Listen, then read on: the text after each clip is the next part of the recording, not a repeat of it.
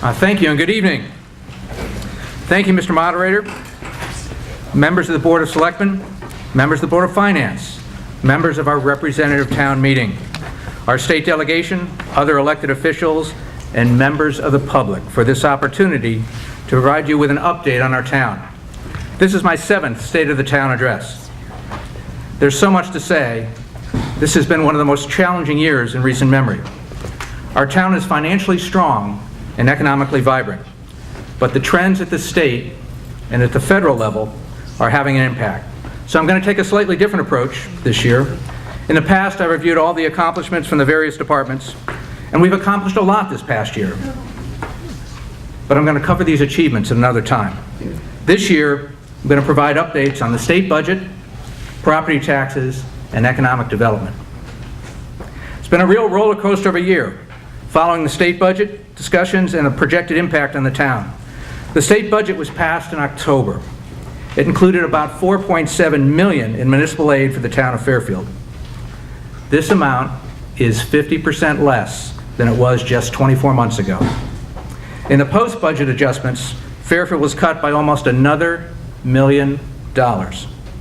Most of this adjustment coming in the reduction in the payment in lieu of taxes, or pilot funding. This is the money that we get because Fairfield U and Sacred Heart University do not pay property taxes to the town. This is also the first year that we'll be losing almost $2 million in property tax revenue from the GE property. The state budget is reportedly currently to have another $220 million shortfall in revenue. We are waiting to see what adjustments or cuts will be made to plug this gap. Historically, municipal aid was one of the larger categories in the budget that the state has looked to cut funds or cut to fund shortfalls in this area.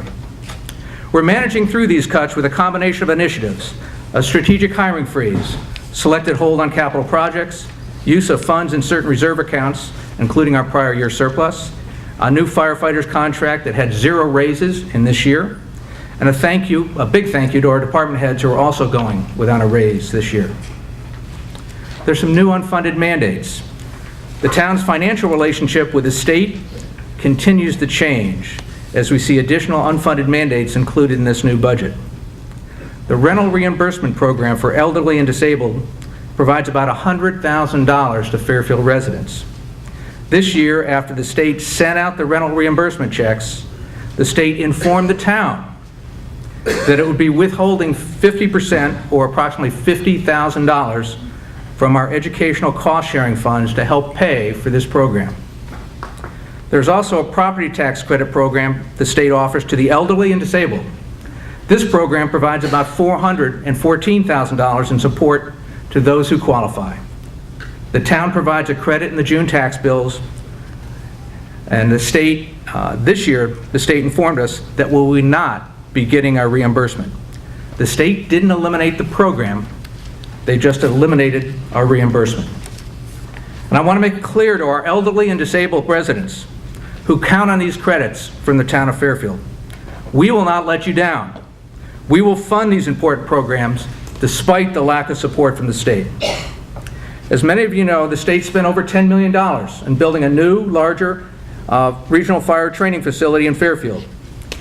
In this state budget, the first one after the completion of the facility, the operating budget support of $70,000 was eliminated. I'll continue to work with our fire chief and our state delegation to get this funding restored. This state project should not be an obligation left to Fairfield taxpayers. Historically, we received some state support for the financial costs of our investment in education and in our school operating budget in the form of educational cost sharing funds, or ECS. Just 24 months ago, we received $3.5 million annually. In this budget, that amount has been cut to less than $1 million. This cut represents a property tax increase of 1% just to cover the lost revenues. One of the biggest challenges this past year has been the fight against the state transferring teachers' pension costs to the towns. In Fairfield's case, it was proposed we pay $9 million to the state. I was one of the leaders working with other first selectmen and mayors in fighting against this transfer. And I want to thank our state delegation for keeping this cost transfer out of the final budget. There is some good news. While the ECS aid that goes directly to the town's general fund revenues, in addition to that money, the Board of Ed does receive other funding from the state. One source of revenue is for special ed excess costs. We historically have received an amount in the range of $3.3 million. We were concerned this funding was at risk. However, it appears this year the board will receive closer to $4 million in aid in this category. While this is an increase, it is not truly extra money since it is a reimbursement for expenses that have already been spent. In another category, the Board of Ed was concerned that the state would stop funding residential support for some of our special needs students.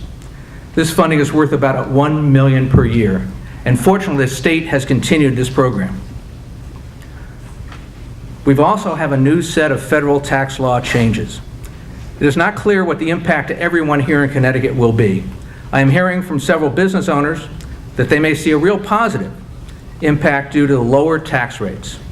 I'm also hearing concerns from realtors about the positive negative disruption in the real estate market. The new state and local tax, or SALT, treatment is an obvious concern. I've asked our tax attorney to explore the possibility of setting up a local charitable trust as an approach to continue to allow an IRS deduction for property taxes. There are several towns in New Jersey and a few others in Connecticut that are also exploring this option. It will take special enabling legislation from our state, and I'll work with our state delegation on this endeavor. I'm also talking with the Connecticut Conference of Municipalities to get their support.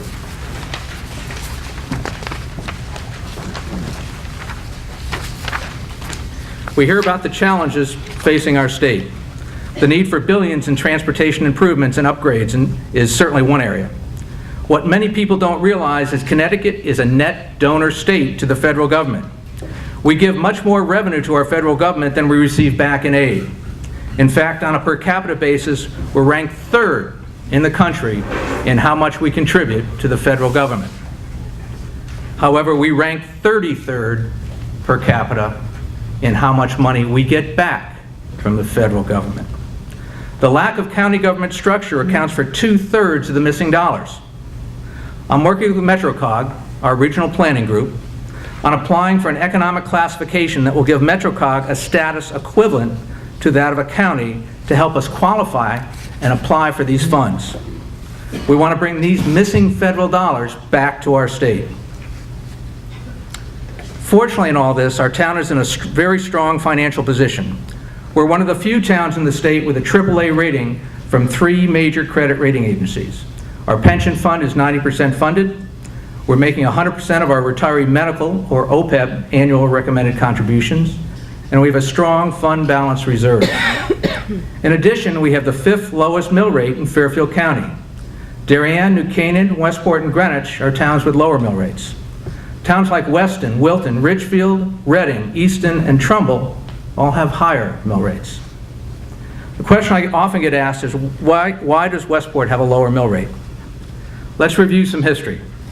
20 years ago, Fairfield and Westport had similar mill rates. Fairfield was in the 25 mill range, Westport was in the 23 mill range. Fast forward 20 years, Fairfield's still at 25, but Westport has dropped to the 16 mill range. What happened? Let's look at expense budgets. Did Westport stop spending or cut expenses in areas Fairfield didn't? The answer is no. In fact, Westport's expense budgets grew at a higher percentage over this time than Fairfield's did. Westport is spending more money. What Westport did was grow its grand list, the total amount of assessed property in the town. 20 years ago, Fairfield had a grand list valued at about $4 billion, and Westport had a grand list valued at $3 billion. Move ahead 20 years, Fairfield's grand list has grown to about $10.8 billion. However, Westport's grand list has grown to over $11.2 billion. This is magnified by the fact that Westport has only half the population that Fairfield does. There's a large grand list growth per capita per resident in Fairfield, in Westport rather. The growth in grand list dollars has allowed Westport to spend more in expenses per capita to fund the same town services and yet still lower its mill rate. It's a similar story for Darien, New Canaan, and Greenwich. They each grew their grand list faster than Fairfield did. The lesson here is that we cannot get to a lower mill rate just by cutting expenses. Fairfield cost per capita for providing town services is lower than the 4 towns with a lower mill rate. The cost of services per capita is one of the key indicators demonstrating our efficiency in service delivery. It is the quality of our school system that is most often given reason for people who move to Fairfield. We have a strong commitment to quality education. We invest 65% of our budget every year in our school system. Even though that is our largest expense, in a recent survey, Fairfield ranked 89th in the state out of 169 towns in spending per pupil. Certainly being ranked in the bottom half of the state is not our goal. While some question whether this is the best ratio to measure investment in education, there are not many others to choose from. Prospective buyers evaluating our town do use this ratio as a guide to judge the ongoing commitment to quality education. Only looking to cut costs leads to cutting services. We don't want Fairfield to lose value. We want Fairfield to grow in value. We can and will continue to improve our cost management. This past summer, I asked our department heads to survey 3 other towns and look for ways to improve services, costs, and revenue. We have a commitment to giving our residents the best value and using best practices. The department heads came back with close to $2 million in cost savings and revenue improvements. We are also looking to share services with neighboring towns to achieve cost savings. We had a collaborative effort with 14 other towns to save over $400,000 per year in solid waste management. We have an effort underway to combine ECC, or Emergency Call Center, the 911 operations, with Westport. It would mean moving our call center to the Sacred Heart GE campus. This would move it out of a basement in a flood zone and save our town substantial moving and fit-up costs. Big thank you to Sacred Heart University for your support and your efforts to save our town money. It's clear from the other 4 town examples that to control our mill rate growth, we need to grow our grand list. The 4 towns I reviewed grew their grand list primarily by growing their residential base. They built large homes on large properties. We need to look at growing our commercial tax base. We do not have the plentiful supply of land available in residential neighborhoods. Adding residential homes also adds higher service costs. As I mentioned earlier, an example is our 65% of our operating budget goes to fund education costs. Only 4.5% of our town land is zoned for commercial use. However, it generates 10% of our income. This is a very productive use, and we have over a 90% occupancy rate in our commercial buildings. There are only 2 primary ways to grow our commercial tax base: either expand our commercial land area or add value to the current land area zoned commercial. Do we look to expand our commercial zones to 5 or 5.5% of our land base? Do we look to increase the value of existing commercial zones? Do we look to allow greater density with 5, 6, or even 7-story buildings in certain zones? 2 recent projects that brought in new tax dollars are the Trademark Mixed-Use Project and the OSG Medical Facility, which is actually reinventing the way medical care is delivered. Both are located down by the Fairfield Metro train station. The key to any approach is to maintain our town's charm and character. We need to be strategic and targeted with any commercial zone changes. We need to protect our heritage in downtown, in Fairfield, in downtown Fairfield, in Southport Village, our historic districts, and in our residential neighborhoods. Much has been made of millennials and their desire to move to urban environments. We are now starting to see the next trend: millennials marrying, starting families, and looking for high-quality school systems. This means they're beginning to look at towns in Fairfield County. Fairfield has a strategic advantage that appeals to this demographic group of young families. We're the one town in Connecticut where you can live within walking distance to the beach, to downtown, and to the train. Walking means less traffic and less congestion. TOD, or transit-oriented development, means building near train stations and transit centers, which leads to less traffic and less congestion.